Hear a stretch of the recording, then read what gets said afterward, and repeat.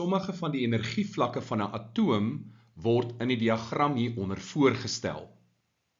E0 verteenwoordig die grondenergietoestand.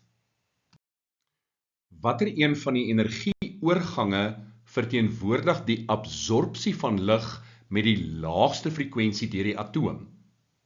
Die korrekte antwoord is C, E3 na E4.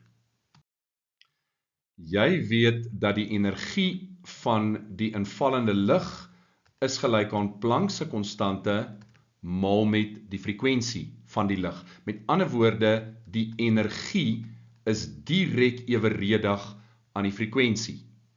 Hoe groter die verskil in energievlakke, hoe hoër die frekwensie, hoe kleiner die energieverskil, hoe laer die frekwensie. Ons is op soek na die laagste frekwensie, met ander woorde, die kleinste verskil in energievlakke. So kom ons kyk, A is E0 na E4, dis redelik groot. B, effe kleiner, E1 na E3.